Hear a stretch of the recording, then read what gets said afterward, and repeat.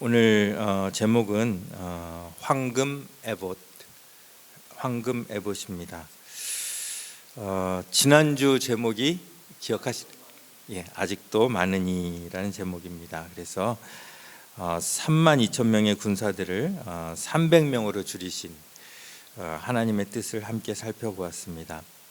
원래 인간은 수가 아무리 많아도 항상 부족함을 느낍니다. 에덴 동산에 아무리 많은 실과가 있어도 저 선악을 알게 하는 나무에 눈길을 두게 하는 것이 바로 인간의 심리입니다. 그래서 아무리 내가 가진 것이 많아도 우리는 평생 아직도 적으니를 부르짖습니다. 그런데 하나님은 숫자가 아닌 믿음을 원하시기 때문에 이제 상대의 13분의 1도 안 되는 10,000명의 군사만 남았음에도 불구하고 하나님이 아직도 많으니라고 말씀하십니다.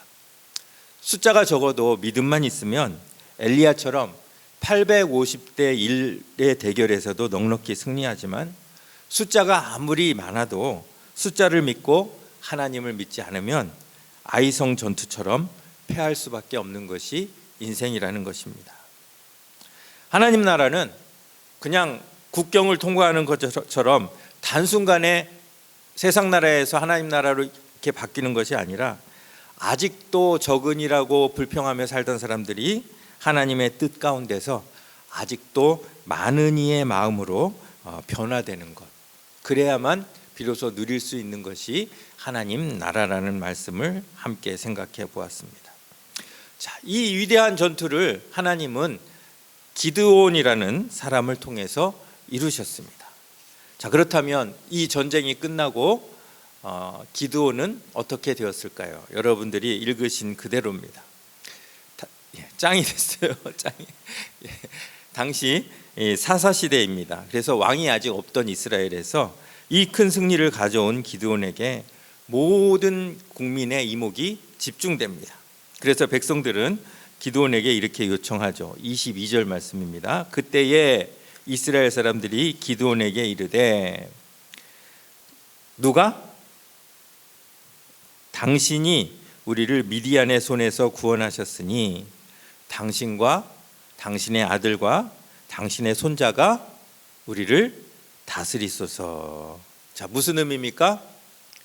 왕이 되려는 뜻인데, 자, 당신 당대에서 끝나는 게 아니라 아들과 손자까지, 그러니까 왕조를 건설하라는 그런 의미예요. 다이내스티를 건설하라는 의미입니다.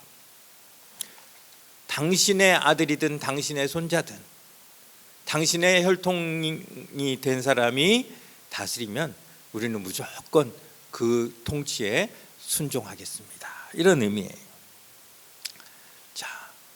유라굴로를 통해서 가장 낮은 신분의 죄수 바울을 그 배의 실제적 선장이 되게 하신 그 하나님의 말씀을 여러분들 우리 같이 살펴봤죠. 자, 그런데 지금 본문에서는 이스라엘의 실제적 선장이 누굽니까? 기드온이에요. 기드온. 왕이라는 타이틀만 안 가졌지 기드온이 뭘 하라고 해도 온 국민은 즉시 순종할 그런 준비가 된 상황입니다. 그런데 이러한 상황에서 기드온은 뭐라고 대답합니까? 22절에서 이렇게 이야기하는 백성들에게 기드온은 이렇게 대답합니다. 23절 우리 한번 같이 읽겠습니다. 시작. 기드온이 그들에게 이르되, 내가 너희를 다스리지 아니하겠고 나의 아들도 너희를 다스리지 아니할 것이요 여호와께서 너희를 다스리시리라 하니라. 제가 기드온이라면 이렇게 멋진 대답을 할 수 있었을까 싶을 정도로 너무나 멋진 대답입니다. 기드온이 실제적인 왕이 된 것은 누구나 다 인정하는 그러한 사실인데, 이 상황에서 나도 내 아들도 너희를 다스리지 않겠다. 오직 누가? 여호와께서 너희를 다스릴 것이다. 감동의 물결이 막 몰려오지 않습니까? 기드온의 이 말 한마디로 우리는 이스라엘의 미래를 쉽게 짐작할 수 있습니다. 오직 여호와 한 분만을 구하는 통치자 아래에서 생활하는 백성들, 그리고 그 지도자를 통해 하나님께서 실제적으로 통치하는 그 이스라엘의 미래는 그 어느 나라보다 밝지 않을 수 없었던 것입니다. 자, 그렇다면 우리가 흔히 하나님을 우리가 아는 그 하나님이라면 이 상황에서 하나님이 어떻게 하시는 게 맞습니까? 기드온에게 어떻게 하시는 게 맞습니까?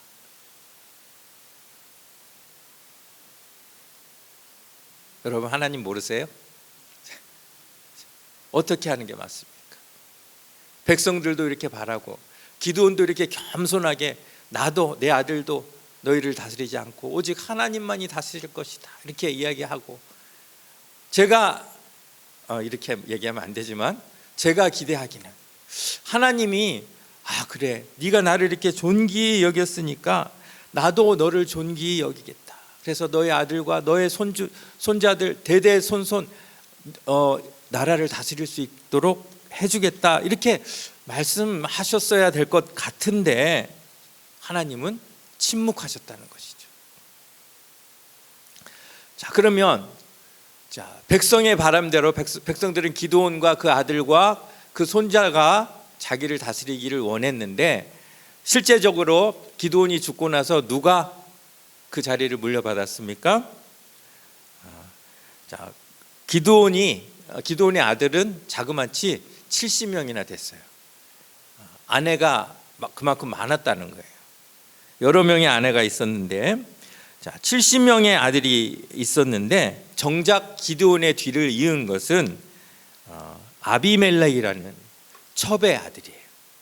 그러니까 정식 아들 70명을 다 제쳐두고 첩의 아들이 아비멜렉이 지도자가 됩니다.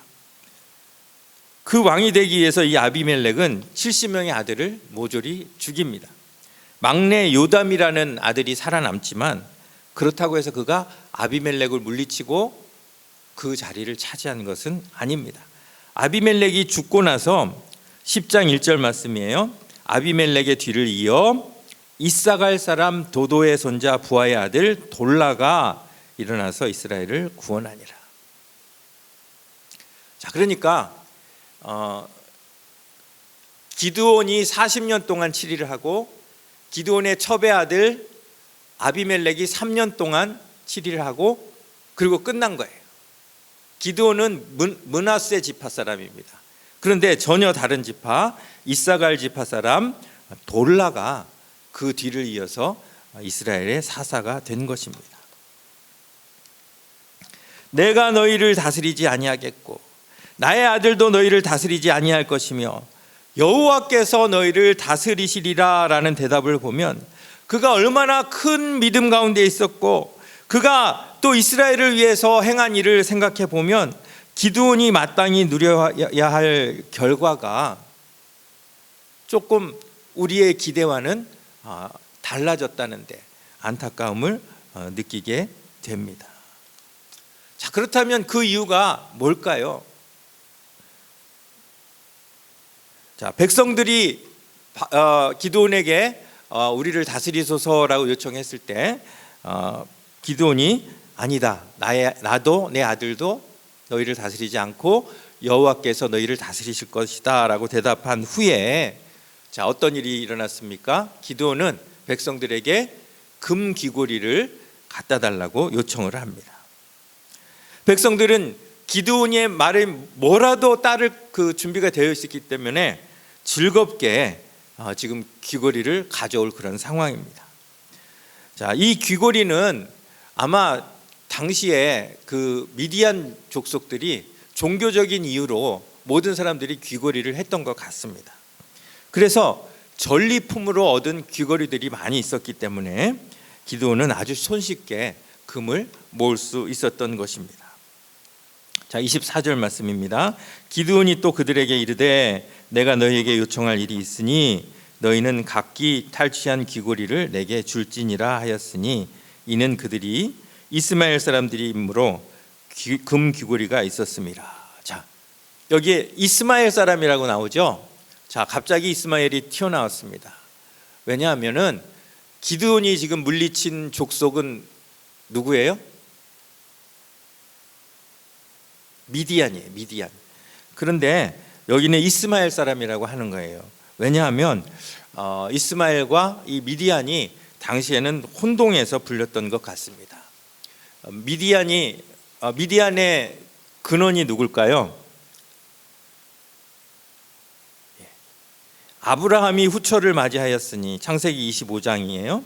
그의 이름은 그두라라. 그가 시므란과 욕산과 무단과 누구를 낳아요? 미디안과 이스박과 수아를 낳고, 이스라엘을 끊임없이 괴롭히던 미디안 족속도 사실은 아브라함의 후손이었던 것이에요. 이스마엘도 아브라함의 후손이고, 그렇기 때문에 이렇게 그 아브라함의 서자로 태어난 그러한 사람들의 그 족속들을 혼동해서 불렀던 것 같습니다. 어쨌든 이렇게 모은 귀걸이가 금 1700세겔, 약 20kg, 그 금 20kg으로 기드온은 무엇을 만듭니까? 에봇을 만듭니다. 자, 27절 말씀이에요. 기드온이 그 금으로 에봇 하나를 만들어 자기의 성읍 오브라에 두었더니 온 이스라엘이 그것을 음란하게 위함으로 그것이 기드온과 그의 집에 올무가 되니라. 자, 우리가 아는 에봇은 뭡니까? 제사장들이 제사 드릴 때 입는 옷이에요. 지금 이 청색 옷 바깥에 입는 그 앞치마 같이 생긴 것이 에봇이에요. 그리고 이 에봇 앞에는 이 가슴에는 이 흉패가 있어요. 그래서 우림과 둠밈 그리고 12보석을 놓은 그러한 판결의 흉패가 있어요. 그래서 이 에봇은 여호와께서 통치하시고 여호와께서 결정하신다는 그러한 의미를 가지고 있는 옷이에요. 그런데 이 에봇을 기드온이 지금 황금으로 만든 거예요. 누굴 위해서요? 하나님을 위해서 만든 것이죠. 기드온의 행동에는 잘못이 없어 보입니다. 그런데 성경은 뭐라고 이야기합니까? 이것이 기드온과 그의 집에 올무가 되었다라고 이야기합니다. 무슨 의미일까요? 왜 기드온이 하나님을 위해서 제사장이 입는 에봇을 황금으로 만들었는데 그것이 왜 올무가 되었을까요? 그 이유를 알기 위해서 여러 책들과 주석을 찾아보았는데 이렇게 속 시원한 답변이 없었어요. 그러다가 사사기 17장에서 그 답을 찾게 됩니다. 자, 사사기 17장 1절입니다. 에브라임 산지에 누가 있었어요? 미가라는 사람이 있었어요. 자, 이 미가는 신앙심이 아주 깊은 사람이에요. 그래서 하나님을 정말 충성스럽게 섬기기를 원했어요. 그런데 그에게는 하나님을 아는 지식이 별로 없었어요. 그래서 하나님을 섬기긴 섬겨야 되는데 어떻게 섬겼을까요? 하나님이 명령하신 방법이 아니라 자기 생각에 옳은 대로 내 방식대로 내가 이렇게 하나님을 섬기면 하나님이 기뻐하시겠지라고 생각하면서 하나님을 섬겼던 거예요. 그래서 성경은 이 미가를 대표로 해서 그 당시 사람들이 하나님을 섬기던 방법을 이렇게 평가를 합니다. 17장 6절 말씀에 한번 같이 읽습니다. 시작.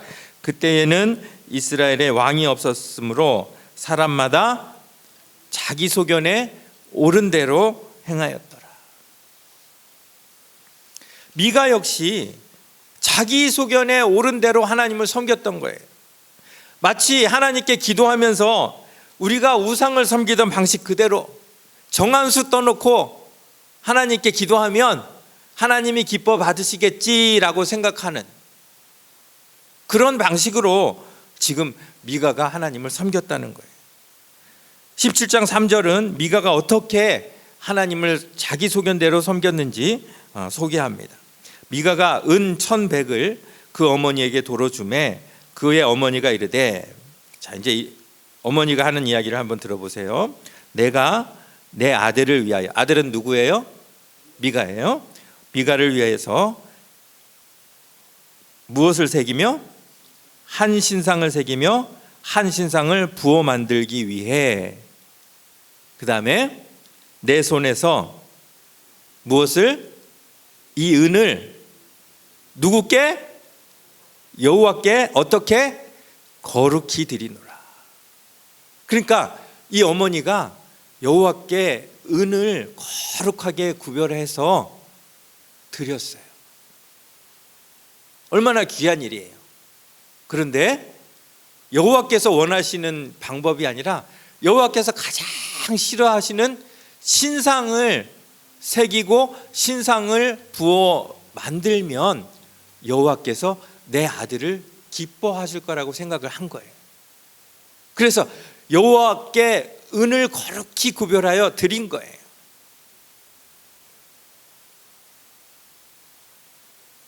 그런데 이 미가가 엄마가 원하는 대로 한 신상을 새겨 만들고 또 부어 만듭니다. 그런데 그것만 만든 게 아니라 5절에 보면은 5절을 한번 읽어보겠습니다. 시작. 그 사람 미가에게 신당이 있으므로 그가 에봇과 드라빔을 만들고 한 아들을 세워 그의 제사장으로 삼았더라. 자, 그가 무엇을 만들었다고요? 에봇을 만들었어요. 드라빔을 만들었어요. 드라빔은 뭡니까? 드라빔은 우상이에요. 사람들이 이렇게 소지하고 다니던 우상이에요. 그런데 왜 하필이면 드라빔을 만들면서 에봇을 같이 만들었을까요?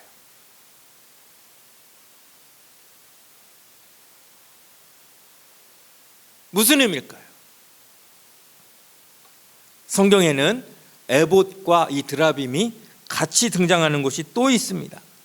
자, 호세아 3장 4절 말씀이에요. 자, 같이 읽습니다. 이스라엘 자손들이 많은 날 동안 왕도 없고 지도자도 없고 제사도 없고 주상도 없고 에봇도 없고 드라빔도 없이 지내다가, 여기에도 에봇과 드라빔이 등장합니다. 무슨 의미예요? 구약에서 에봇은 제사장이 입으라고 명령하신 하나님의 그 거룩한 옷도 되지만 사람들 마음에 에봇은 드라빔과 동일한 것으로 간주가 되었다는 것이, 우상의 개념으로 백성들의 숭배 대상이 되었다는 거예요.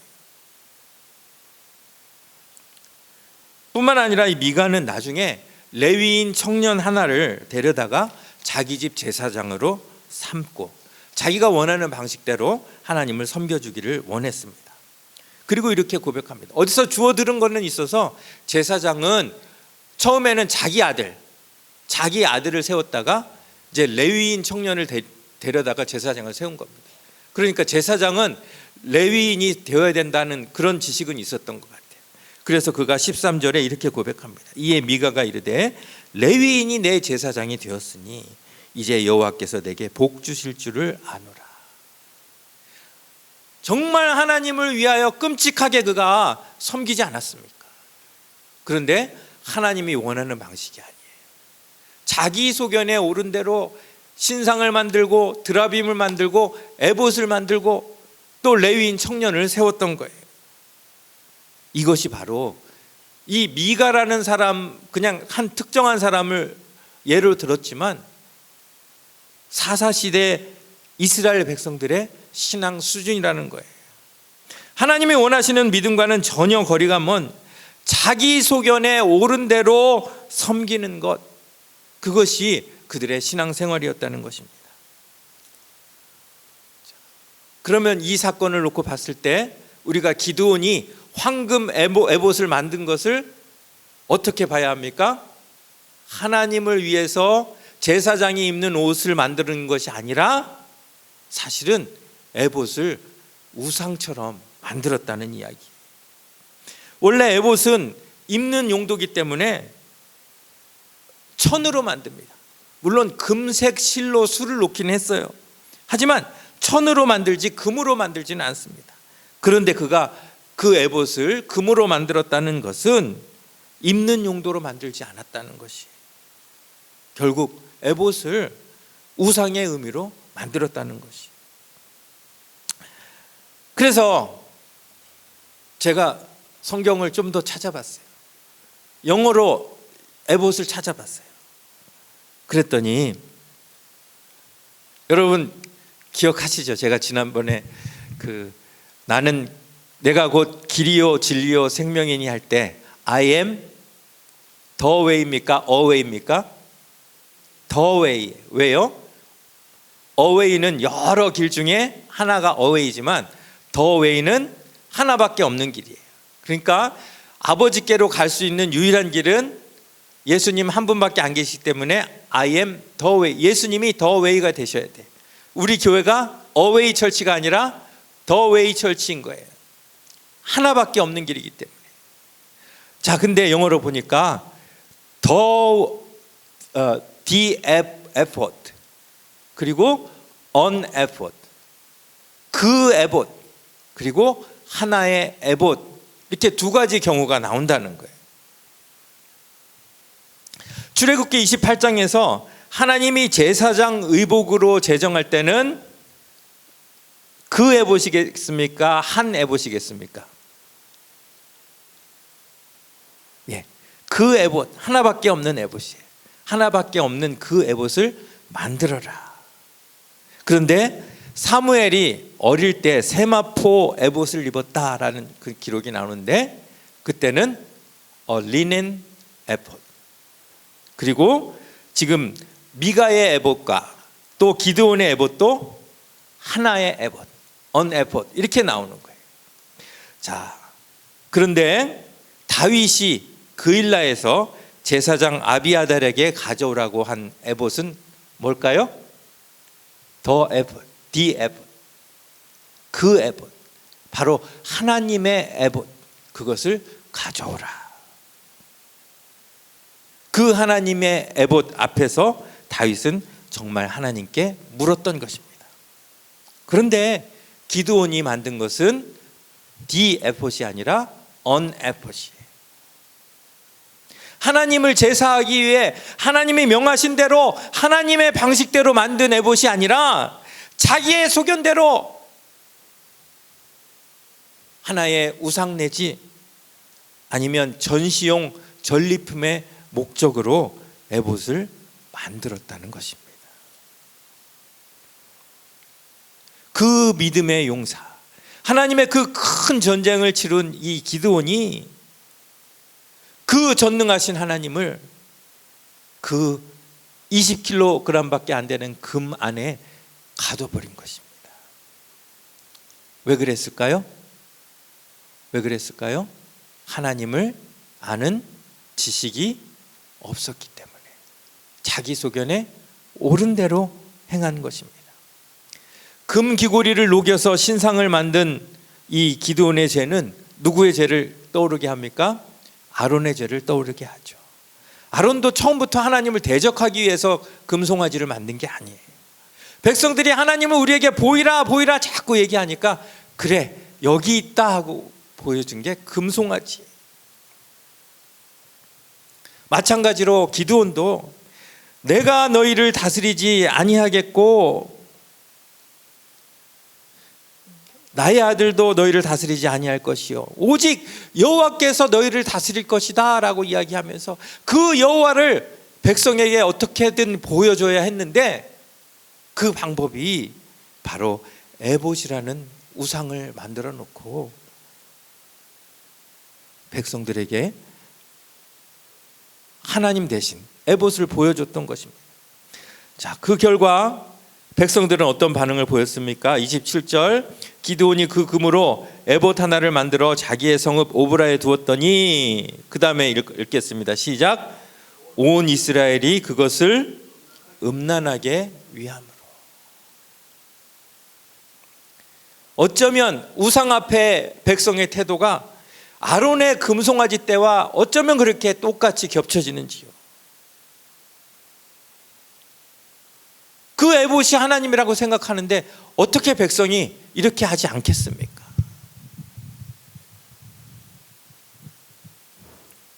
결국 큰 용사 기드온은 온 이스라엘 백성을 우상 숭배에 빠뜨리는 잘못을 저질렀고, 당연히 그 일은 그에게 올무가 될 수밖에 없었던 것입니다. 이런 기드온인데 만약 백성들의 요청대로 기드온과 그 아들과 손자까지 이르러 그 나라를 다스렸다면 어떻게 되었을까요? 그 황금 에봇이 있었던 이 오브라라는 동네는 기드온의 고향입니다. 그 오브라에서 어떤 일이 벌어졌을까요? 9장 5절 말씀, 오브라에 있는 그의 아버지의 집으로 가서 여룻바알의 아들 곧 자기 형제 70명을 한 바위 위에서 죽였으되 다만 여룻바알의 막내 아들 요담은 스스로 숨었으므로 남으니라. 누가요? 서자 아비멜렉이 왕이 되기 위하여 그 오브라에서 이런 끔찍한 일을 행한 것입니다. 우상 숭배의 결과입니다. 기드온의 아들 70명이 그 우상이 있던 오브라에서 죽임을 당하고 그들을 죽인 아비멜렉도 3년 만에 죽게 되어 기드온의 그림자는 이스라엘에서 영원히 사라지게 됩니다.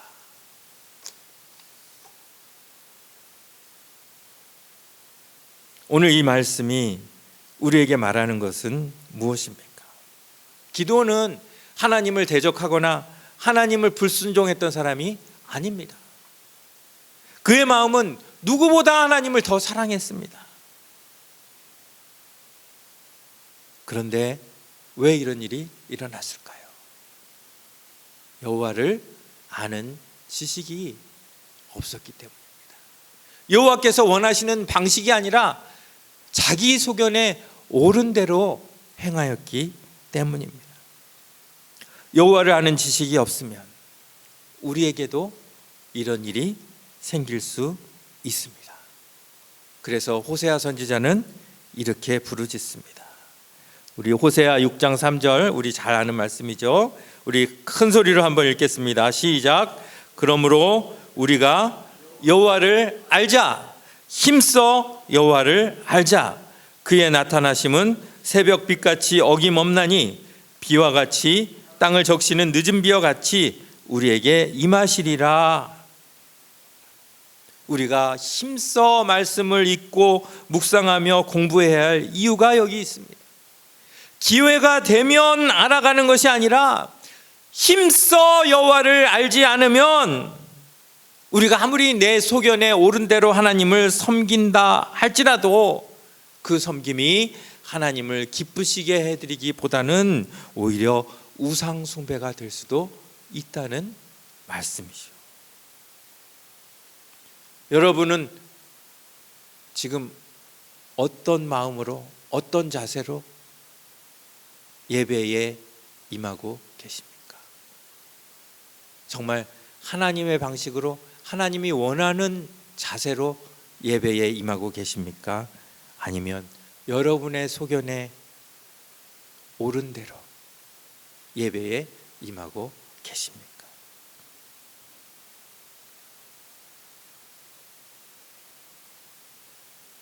이 예배가 황금 에봇이 될 수도 있다는 겁니다. 하나님이 명하신 그 에봇을 우리가 드려야 되는데 우리는 자꾸 내 소견대로 한 에봇, 그것을 만들고 있지는 않은지 돌아봐야 합니다. 그래서 시편 1편은 누가 가장 복 있는 사람이라고 얘기할까요? 예? 여호와의 율법을 즐거워하여 주야로 묵상하는 자가 복이 있다고 합니다. 왜냐하면 적어도 자기 소견대로 하나님을 섬길 그런 위험은 없기 때문이에요. 말씀을 늘 가까이 함으로 내 소견에 옳은 대로 신앙생활을 하는 것이 아니라 하나님 보시기에 옳은 신앙생활, 하나님 보시기에 옳은 예배, 하나님의 보시기에 올바른 섬김, 그리고 하나님 보시기에 올바른 선교, 올바른 사역을 이루는 우리 길교회와 모든 성도가 되시기를 간절히 바랍니다. 기도하겠습니다.